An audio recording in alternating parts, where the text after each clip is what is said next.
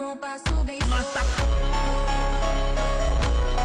they use these screws to hold them together and so they wouldn't slip forward. Well, anyway, those screws ended up breaking.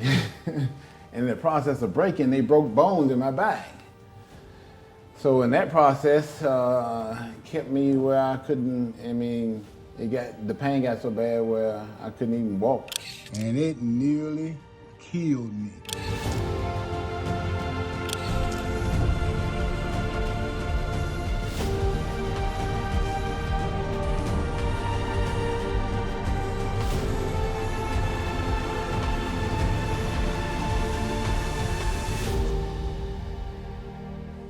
Every champion has a limit, but what happens when a man decides he doesn't believe in limits?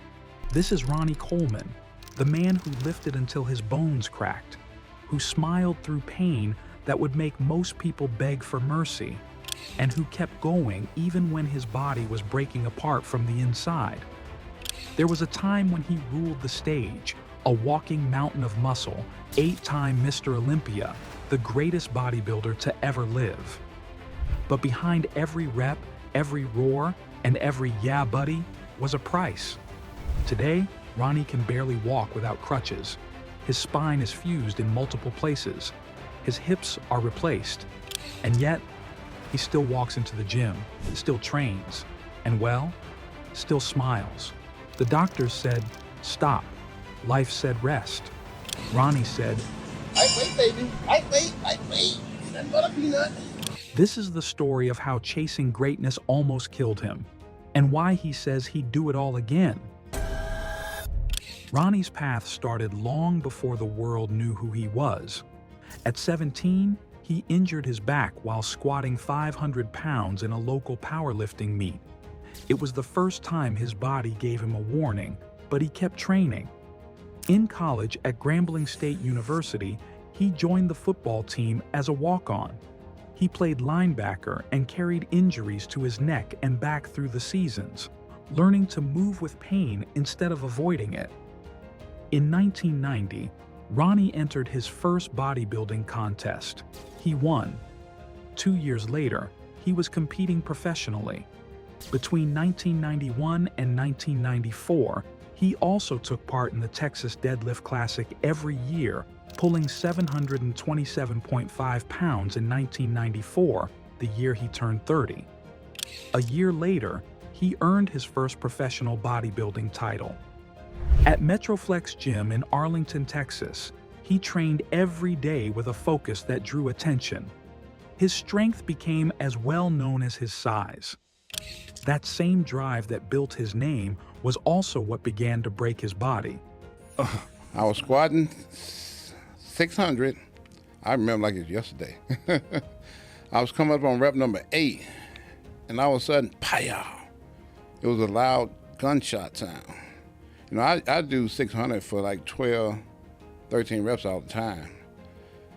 This time I took a couple weeks off, and I thought I was still as strong as I was, you know, when I took the time off, but I wasn't. I lost a little strength, and that's why that disc snapped on me like that.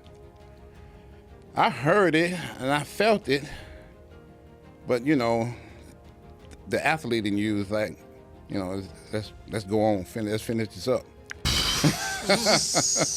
So I finished up, you know, I did leg press and some other exercises, and every time after I finished working out, doing legs, I always had a real bad pain in my back, every single time.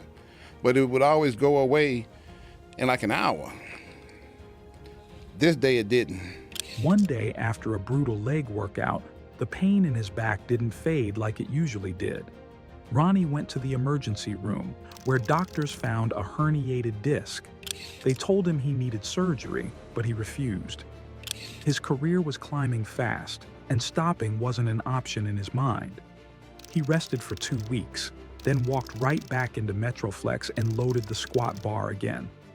The squat had always been his favorite lift, and the one that caused the most damage.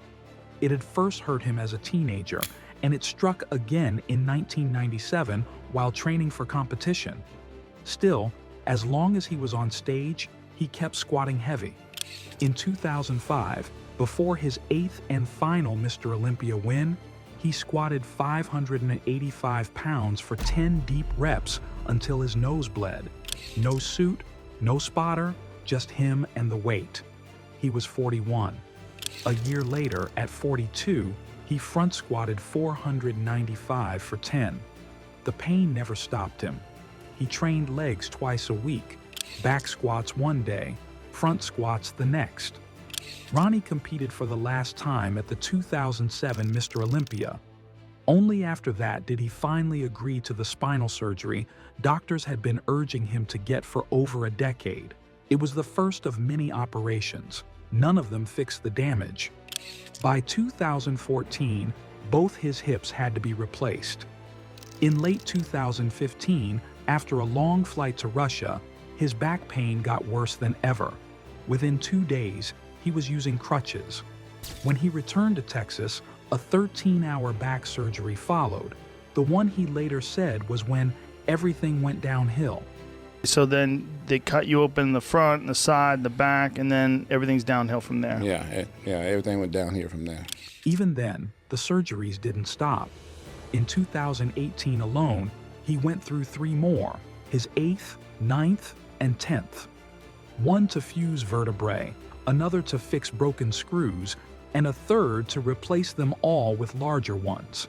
I don't know if that'll ever happen because I've had so much damage done to my body from all these surgeries. A lot of it has to do with, the way the surgeon performed the surgery. And the surgeon that I've had the last 3 surgeries been real bad and caused a lot of damage to my body.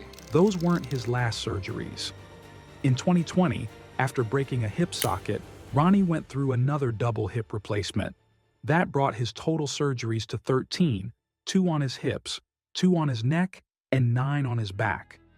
Every one of his 25 spinal discs has been operated on. His entire spine is fused, except for one disc, and even that one is herniated. So 13 of those, huh? 13 surgeries. 8 back, like 2 or 3 hip, 2 or 3 neck. It's the body of a man who's been rebuilt piece by piece, yet somehow still keeps moving.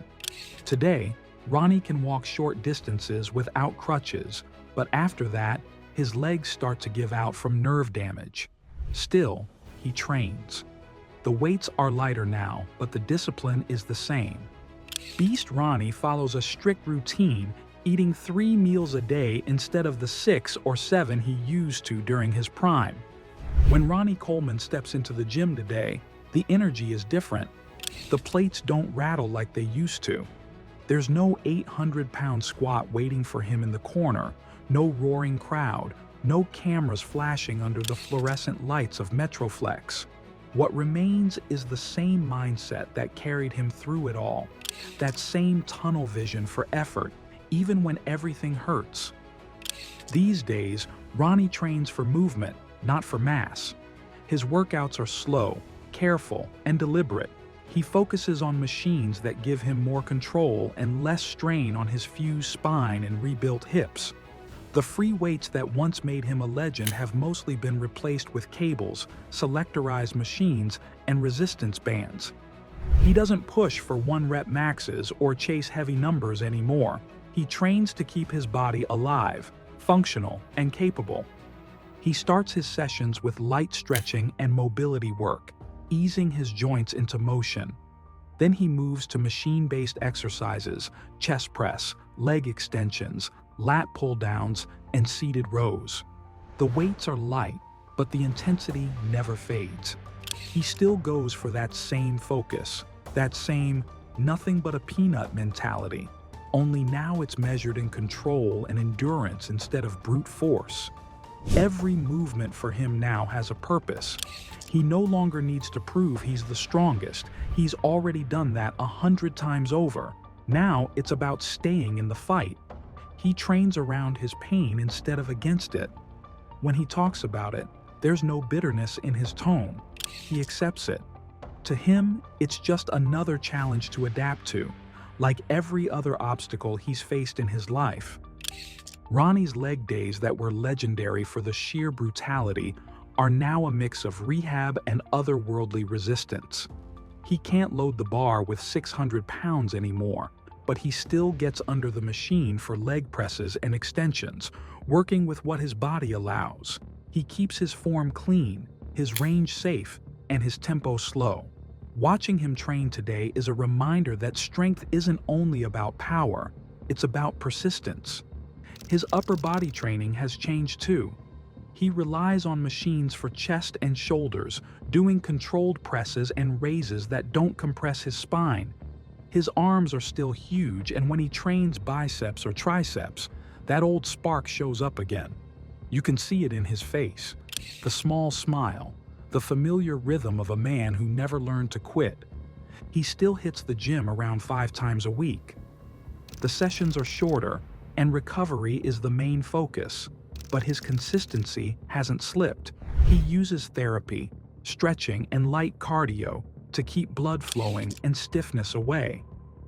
His body may be full of screws, rods, and replaced joints, but the discipline that carried him through his peak years is fully intact. For Ronnie, training isn't about chasing the past. It's about living with purpose. Every rep he does now is a reminder of what's possible when passion refuses to fade. Even after more than a dozen surgeries, even with limited movement, he's still there, smiling, sweating, lifting. He often says he has no regrets. If he could go back, he'd do it all over again. People ask him why he keeps training, why he doesn't just rest. His answer is simple: because it's who he is. Gym life isn't something he does. It's what keeps him alive. Well, I follow you on Instagram, and I watch your workouts, and it's inspiring that after all this, you still love working out. I mean, Yes. You can really tell. I mean, you enjoy it. Still a hobby. Look forward to it every day. Does it give you any pause at all, knowing that you've been through all these surgeries? And Nah. no? You know, when you're doing something that you truly love, enjoy, and doing, that's what you look forward to doing all the time. When you watch Ronnie Coleman today, you don't see the same man who once dominated the Olympia stage. You see someone who's made peace with the pain, who keeps showing up when there's no spotlight, no glory, just the love of the grind. That's the real motivation in his story. Not the trophies, not the records, not the muscle. It's the will to keep going, to keep moving forward when everything in your body says, stop. Ronnie Coleman doesn't lift heavy anymore, but the weight he carries now, the pain, the surgeries, the years, is far heavier. And still, he shows up, because that's what legends do. Even after everything, life wasn't done testing him. In March 2025, Ronnie faced one of his toughest battles yet, a life-threatening case of sepsis that landed him in intensive care. The boy was hit with sepsis, and it nearly killed me. Had it not been for my 13-year-old daughter, it probably would have. Now, y'all know me.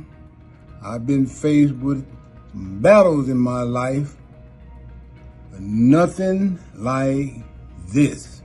The infection hit hard, and recovery was brutal. But somehow, the same man who squatted through broken bones and trained through pain found a way to fight through this too. Well, each surgery, my mobility never got better. Actually, it probably got worse, if anything, because the more surgeries I had, the worse my back got. All those discs kept falling and herniating, and they would have to go in and do another surgery and put more screws in.